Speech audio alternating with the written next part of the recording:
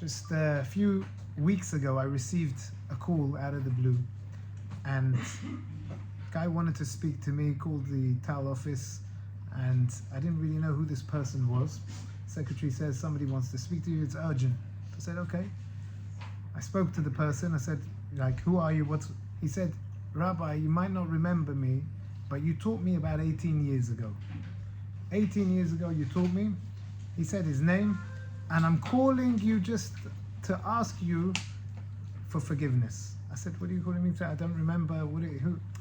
Just remind me which class you're in. What was it? What? He said, I was one of the rude boys in the class, and maybe I did something, I said something, I did something against you that wasn't correct. And I want you to forgive me right now. He's learning, he's studying, he's in Eretz Yisrael. And we started to talk. I said, I don't remember, what did he do? He said, I might have let off a smoke bomb here, I might have spoke, I don't know. But I said, it's long forgotten, everything is okay, everything's under control. Mechulim lechem, mechulim lechem, mechulim lechem, which means basically you're forgiven. You're forgiven. And I could hear like he was very, very, happy and excited that happened. And maybe, just maybe, the reason is because he had something on his head for 18 years roughly. He's had this on his head that maybe he didn't behave and he overdid it, and he wants to get it out of his system. And he feels that by getting it out of his system, it's going to give him bracha, it's going to give him a blessing. And it did give him a blessing. It definitely gave him a blessing. Question is, what is it about the words sometimes that we say? Why are words so powerful? What is it that a person can say something? King Solomon says, Chaim v'mavet b'yad halashon. King Solomon was the wisest of all people. He said, Chaim, the life, and mavet, and death. Who holds life and death? Your mouth. Your mouth. Now you would have expected, who holds life and death? It's a sword, it's a gun, it's the bombs, it's this, it's that.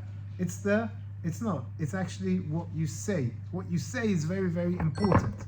What you say affects a lot of everything around you.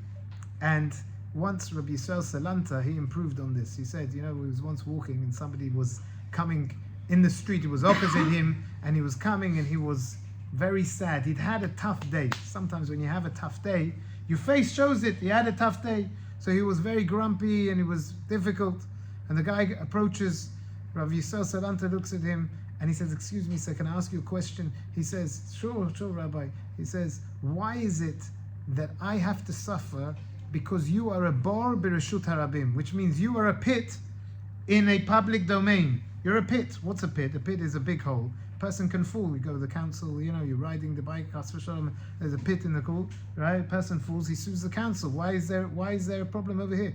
Why do I have to suffer, said Rabbi Yisrael, because you've had a bad day? On the contrary, you should know that your face is the expression of your inside, but it also affects everybody around. So if you're going to be sad, then it's going to affect everybody around. There's going to be this knock-on effect. I'm going to be sad because I saw you, and then I'm going to go home, and then my wife's going to be sad because she sees me like this, and then it's going to be a knock-on effect. So it's very important to increase what is our showing. And this is actually what it says in this week's parasha. The parasha begins over 3,000 years ago. The Jewish people got the laws when it comes to nedarim. Nedarim means promises. Swearing. A person makes a promise. A promise is it's like a sealed document. A person can say something, that's also very important. A person is not allowed to lie. On top of that, if you want to make sure that your word is sealed, so you can say, I promise. When you're with your friends, they say, I promise, I swear. The other day I was in the car giving a lift to some kids, my kids and their friends. And one of the kids said, I promise. So I said to them, listen, it's nice that you're promising, it's very good. But I'm not sure now that your friend so-and-so is going to believe you even more because you promised 3 times. At the end of the day, you're a kid. But you keep on saying, I promise. You get into the used to saying, I promise. It's not good.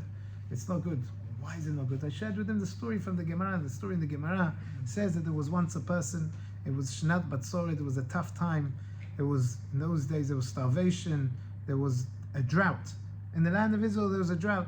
And there was a rich person and he had a gold coin and he wanted to travel. He wanted to leave the gold coin and he wanted to travel. He came up to a lady and he said to this lady, listen, I have this gold coin. I want to leave it by you. I can trust you. I know that you're good for it. I'll be back in a few months. Please hide it and I'll come to get it. He leaves her for a few months. He comes back. She doesn't have it. She looks around. She doesn't have it. She goes. She looks into, where did she hide it? She hid it in her flower pot. She had a pot where she put the flowers, not the flowers, the actual flour when it came to baking. And she opened it up. She looked inside into the kemach. She couldn't find it. Didn't know what happened. Then she thought, what must have happened? She made a promise. I promise you, I never benefited from it, because you think I took your gold coin. Obviously, you left me a gold coin. I'm saying it doesn't exist. You obviously you took it from me. She said, no, I never touched it. I never benefited from it. I swear I never benefited from it. A few weeks pass, and unfortunately, she had two young boys. They pass away. She's shocked. She's spooky. What's going on? What's happening? She comes to the rabbi. She said, what happened? The rabbis dig deep, and they said, tell him, did you make a promise? Have you promised recently? She said, I promised, yeah. I promised. What did you promise? I promised this is what happened. I never benefited. So maybe you had a poor person come to you or something, and said, yeah, actually I had a poor person, and this poor person came, and they knocked on the door, they wanted bread, and I gave them bread. And come to think of it, now it must be that inside that bread, when I was baking the bread, didn't realize the gold coin went in, and this person has now got the gold coin. But how's that? I still haven't lied. I didn't get any benefit. The rabbi said, yes, you did get benefit. What's the benefit? The benefit is the space that coin took up of flour, you now benefited. If that space took up 50 grams of flour, you were going to use 50 extra grams of flour. Now you're going to use 50 grams less, so you benefited. And therefore, a person has to be ba'avon nedarim, chas v'shalom. It says a person's children, it can affect the whole family. Why are words so powerful? You can see it throughout the Torah. In fact, we see there's a nation called Ammon and Moab. Ammon and Moab. These were the children of Lot. Everything is written in the Torah. You have Lot, he had two children, Ammon and Moab. And we've been through this before. Ammon, where did Lot and Ammon and Moab live? If you look in the Bible, they lived on the east side of the Jordan. That's where the Moabites were. That's where the Ammonites were. Nowadays, are there any Moabites? No. Are there any Ammonites? No. But guess what there is? What's the capital of Jordan? Amman. Ammon comes from the same place. It's all Ammon. There it goes. There was Ammon and there was Moab. Ammon and Moab are not allowed to marry into Am Yisrael. They're not allowed to. Why they're not allowed to marry into Am Yisrael? Al devar asher, it says in Parsha Ki Tetzeh, al devar asher lo kidmu lachem. They didn't come with bread and water. What's the story? The story is like this. We go all the way back. Abraham, he had a nephew called Lot. To cut the story short, Abraham saved Lot's life. He saved his life. Not only he saved his life, at one time Lot was captured and he was taken captive and they were going to kill him, and Abraham went and he fought a battle in order to bring Lot back. So Lot survived, and his family therefore owes a credit to Abraham. Fine. Fast forward a few hundred years, the Jewish people are coming out of Egypt. They come out of the land of Egypt, and they're coming via Ammon and Moab. Ammon and Moab are over there. The Jewish people are coming through, and Ammon and Moab do not come out to greet them. Not only do they not come out to greet them, it says, Al devar asher lo kidmu lachem belechem v'vayayin. They didn't come out and offer them any bread or wine. Simple bread or water. Simple simplicities of life. They didn't say, hey, would you like some bread? You must have been traveling. We'd like some water. We can offer you. We saved your great-great-grandfather's life, and you don't pay back, says the Torah, says God. Okay, these kind of people that are ungrateful, I don't want them to be part of my people. That's what it says. Says the Bet Yosef. The Bet Yosef was Rabbi Yosef Karo from 500 years ago. He writes down and he says, hold on a second, why does the Torah use the words al-devar, via the matter? And secondly, who cares if they didn't bring bread and water out? The Jewish people, we know, in the wilderness, how did they survive? 40 years in the wilderness. They had the manna, they had the well of Miriam. They didn't need anybody else's bread and water. So he says, you're right, they didn't need any bread and water. But there's something called gratitude. There's something, al-devar, what the Torah wants to say. At least they should have come out, and they should have given a smile. How are you? Difficult. Come out and speak. Come out and say, al-devar, come and say something nice. Would you like somewhere? Do you like some water? You might not need, okay? But there's not even that courtesy, didn't even exist. Such a thing is not warranted. It's not good. And therefore we see the power that we're talking about when it comes to words. If you think about it, a person wants to get married. How do you get married? How do you get married? What do you do? So you can sign a document, I'm now married. Well, how does it work in Judaism? You get under the chuppah, it's a beautiful chuppah, and the husband has to say, Hare'at mekudesh li b'tabat zu kedat Moshe said, you are betrothed to me. What are we saying? We're saying marriage only exists once a person speaks. That's the power of words, if you think about it. Yeah? The power of words have got the same power as action, sometimes even more. The only problem is we don't value the words like action. We don't value the words because we say so much on a constant basis that perhaps we dilute the words that we're saying. But they have the power. A person can say those few words and it can change an object. A person wants to give terumah, he says, Arezu terumah. A person wants to give challah, he says, this is challah. A person wants to say something by their word, they're actually affecting the actual matter. And therefore, words are very, very important. You know, it says, when it comes to giving charity, a person can give charity in various ways. The Gemara in Bava Batra says incredible ideas. The best way of giving charity, what's the best way of giving charity? Is firstly, the best charity is to set somebody up on their own business so that they can fend for themselves. So rather than giving them, right, teach a fisherman to fish and that's it, you've sorted, they can fend for themselves.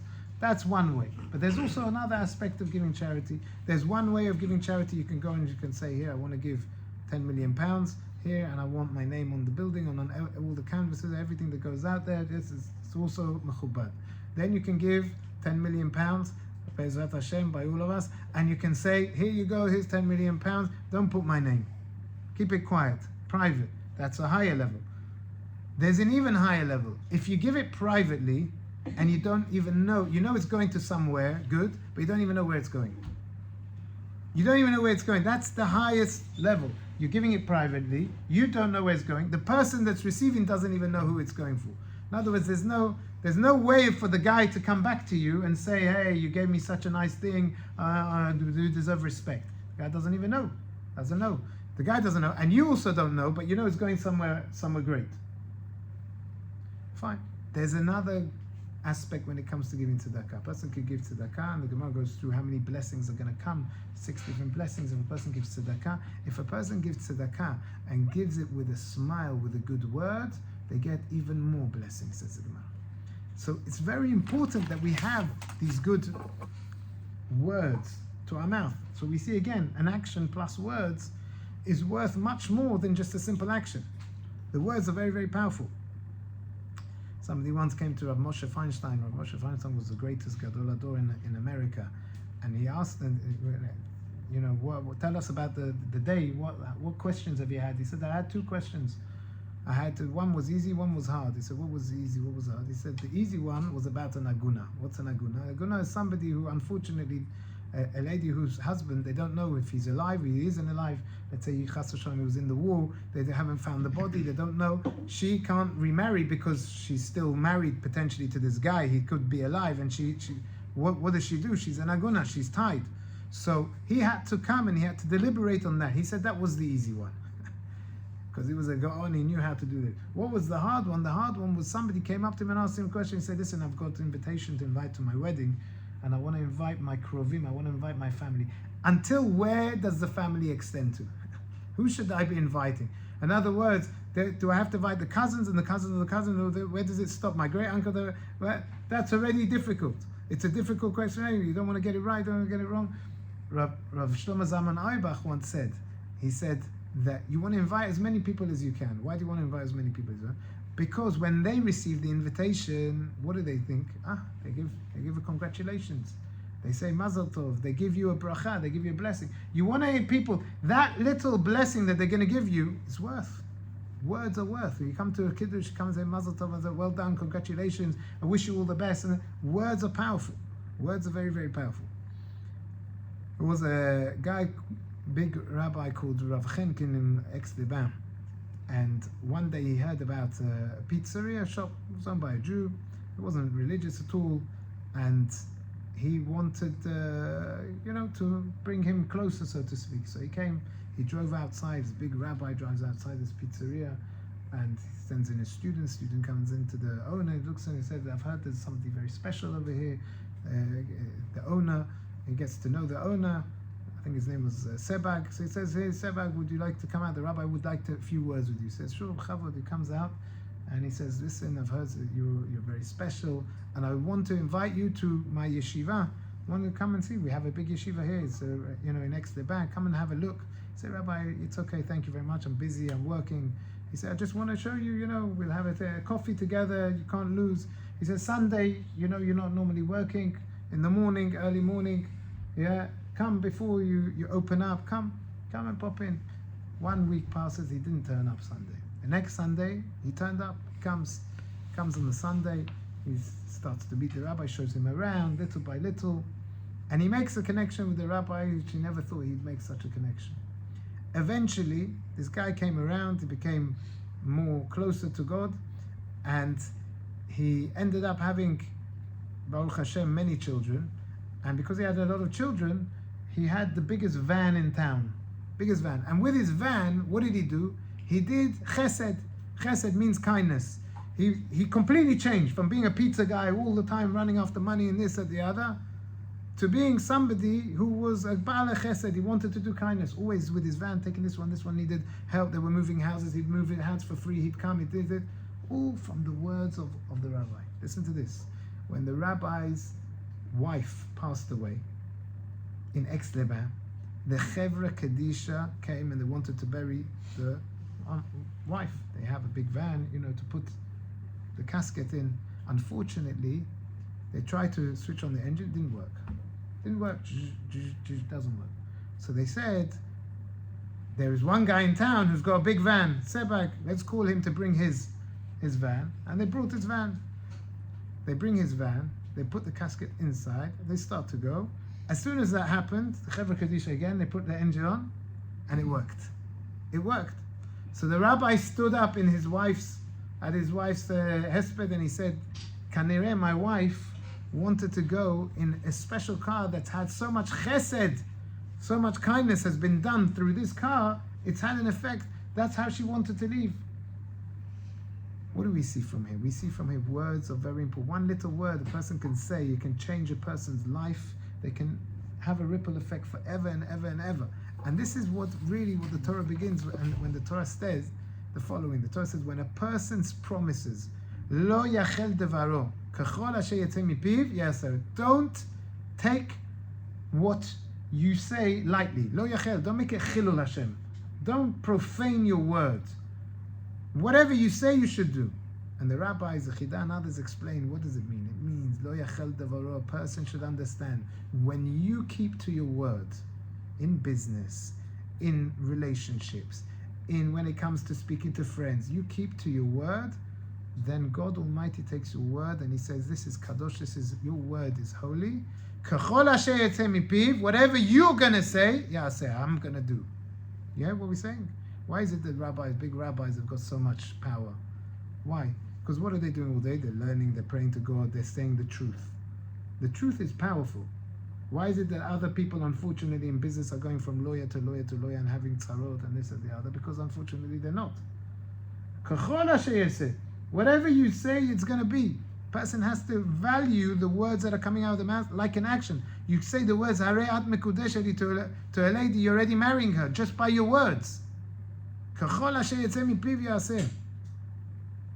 So words are powerful. Now we go a bit deeper. Deeper than words, before the words you have thoughts. Are thoughts powerful? Can I think about what I want to think about? Rabot machshavot belev ish v'atzat Hashem hitakum. Person can think many things. At the end of the day, God Almighty, He's in charge. But our thoughts, do thoughts have power? You go to all these mind readers, you go to these, I can think and I can understand. Do thoughts really have power?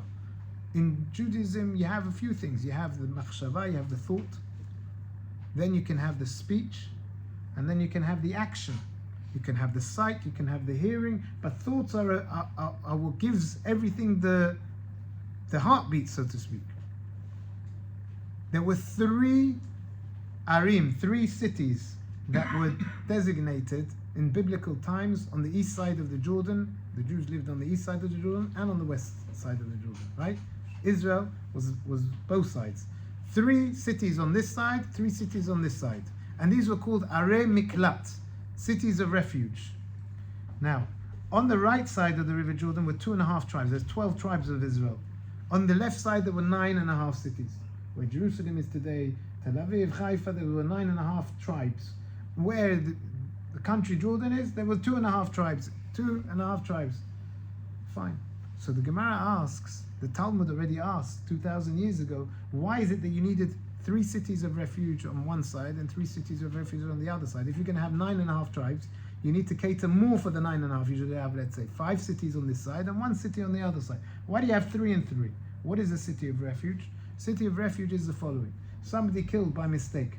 Somebody was going up a ladder. Or somebody was firing an arrow at a target and somebody by mistake walked in, or they flung it and they fired it at somebody else and they killed the person.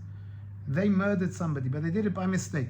Their punishment was they had to run to the city of refuge. If they didn't run to the city of refuge, then the Goel Adam, somebody of the family, could come and could also take revenge against this person. Whilst they're in the city of refuge, they are free. Nobody can touch them. And they have to stay there until the Kohen Gadol passes away. So why did you need that? Did they kill by mistake? So the Gemara says, because there were more people that were killing, there were more killers, more murderers, unfortunately, on the right side than on the left side. But they were murderers with intent. So what does it help for cities of refuge, which are for murderers without intent? So the Ramban Nachmanides explains, once people are murdering with intent, it has hashpa'ah, it influences everybody around. If somebody is doing something bad, unfortunately, we can see it from social media. If you're seeing constant social media, which is bad, then it's going to influence everybody that's around, right? That's the whole purpose of social media, of advertising, marketing, is you want to influence everything around. And it might not influence for the thing that you want it to influence, but it could be a side shoot. And that was what was happening. That was what the Ramban says. But the Sefer Ma'adanei Kohen goes a bit deeper. He says many years earlier, there was a guy called Lavan. Lavan was the father-in-law of Jacob, Yaakov. And we know that Lavan tried to cheat Yaakov many times. Not only did he try to cheat Yaakov, he didn't want Yaakov to exist. He wanted to kill off Yaakov. And at one stage, he was chasing after Yaakov with the intent of killing him off. And he wanted to destroy. And on Pesach, we say, Lavan bikesh la'akor et hakol. Lavan wanted to destroy everything. And he wanted to kill him off. So he came, and it was the time, when he came, the night before he came, God appeared to Lavan, and God told him, don't touch Yaakov. So even though his intent, his machshava, his thought was to kill him off, he didn't kill him off. Instead, what did they do? They did a treaty. It was a fake treaty. And they called that place Gal Ed. Gal, the stones of Ed, of testimony. That later on became the place called Gil'ad, which later on became the place that there was a lot of killing. On a deeper level, what do we see? The guy had a bad machshava. A person has bad thoughts. It can affect. People think it doesn't affect. It can affect. A person can have a bad thought and it can affect. And we'll finish with this idea. There was a guy who was a very big rabbi in Argentina. His name was Rabbi Pink. And he came to Rav Aaron Kotler. Rav Aaron Kotler of Lakewoods, Rosh Yeshiva, and he had a question. He's in Argentina. He's having such a good influence on all the community over there. But he really feels that he wanted to go and live in Eretz Yisrael. He wants to go and live in Israel. So he came to Rabbi, can I go and live over there? Can I leave what I'm doing and can I go to Israel? So Rav Aaron Kotler said to him, no, you've got your community over here. You've got to take care of them. But I really want to go, So Rav Aaron Kotler said, when I go, when I also have my community, when I make Aliyah, then you can also, when I go to Eretz Yisrael, then you can come with me. So a few years passed by, and eventually, many years passed by, and Rabbi Pink decides that, it's time for him to leave. He's brought in a new rabbi, to take over the community, and he wants to leave. He goes on his way, he stops off in Switzerland, and when he's on Switzerland, he's got all his bags ready to go from Switzerland to Israel. There was a guy that came, and the guy called him up from Paris, and he says to him, listen, Rabbi, I need you to come to Paris. It's Pikuach Nefesh. I need your advice. You must come. I'm about to go to Eretz Yisrael. Can I wait? No, come. So he takes a flight. He goes to Paris. He deals with this situation with this person. And then he books his flight to go to Eretz Yisrael. On his way to the airport, There's a massive traffic, there's an accident. He calls El Al, I'm going to be late. Sorry, sir, the flight, you've got to be here 40 minutes, whatever. Before, if you're not here, we're going to be passing. He gets to the airport, he's late for his flight. He missed his flight. How do you feel?